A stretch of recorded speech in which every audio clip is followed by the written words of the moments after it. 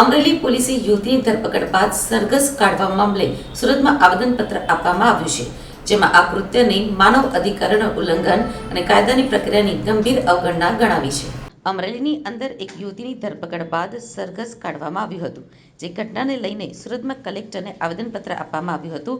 આવેદનપત્રમાં આ કૃત્યને માનવ અધિકારોના ઉલ્લંઘન અને કાયદાની પ્રક્રિયાની ગંભીર અવગણના ગણાવી છે, તેમજ જે અધિકારીઓએ કાયદાનું ઉલ્લંઘન કર્યું છે તેમની સામે યોગ્ય પગલાં લેવામાં આવે તેવી માંગ પણ કરવામાં આવી હતી।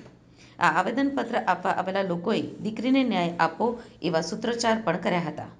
2-3 દિવસ પહેલા અમરેલીની અંદર એક ઘટના બની।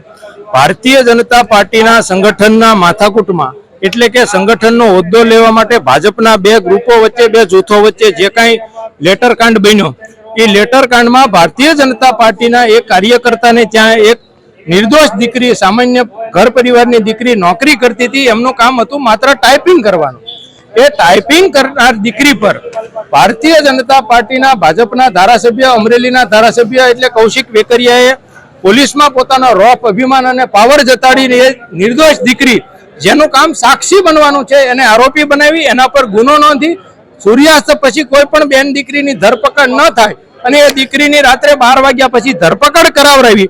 ત્યારબાદ હજી ધારાસભ્ય શ્રીનું ખુન્નસ અને પાવર ને રોફ બાકી રહી જતો હતો, તો એને એ દીકરીનું પોલીસને પોતાના એજન્ટ અને દલાલ બનાવીને એ દીકરીનો વરઘોડો કઢાવ્યો છે। એ વરઘોડાના જે દીકરીનો વરઘોડો કઢાવ્યો છે એના પ્રત્યાઘાતો પૂરા ગુજરાતમાં પડ્યા છે।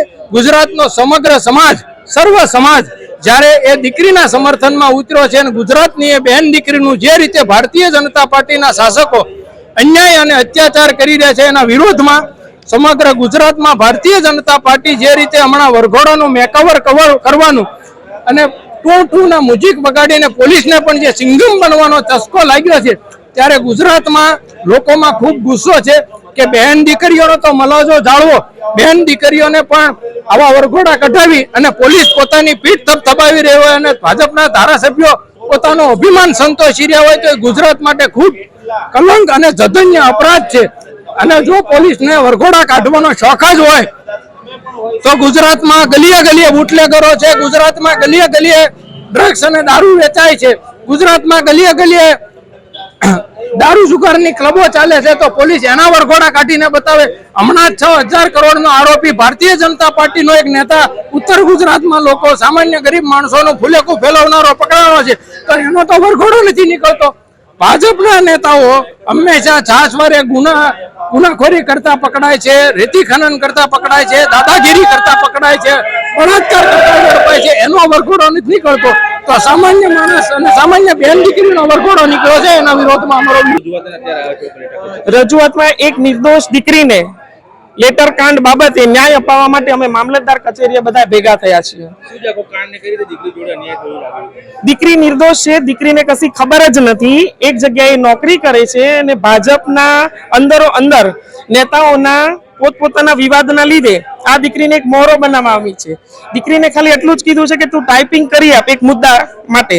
દીકરીને કઈ સ્વાર્થ વગર, કશી ખબર વગર દીકરીએ ટાઈપ કરી આપ્યું છે અને એ દીકરીના ટાઈપિંગના આધારે ભાજપના અગ્રણીઓએ તેને પોલીસ દ્વારા એરેસ્ટ કરાવી રાતના મોડા અને સવારે તેનો વરઘોડો કાઢેલો છે। એ દીકરીનો કશો જ વાંક ન હોવા છતાં આ દીકરીને શા માટે એરેસ્ટ કરેલી છે? આ દીકરીને ન્યાય માટે શું કરવું જોઈએ? શું ભાજપના રાજની અંદર આપણી દીકરીઓ સુરક્ષિત છે ખરી? મારો પ્રશ્ન છે ભાજપની સરકારને। કલેક્ટર કચેરી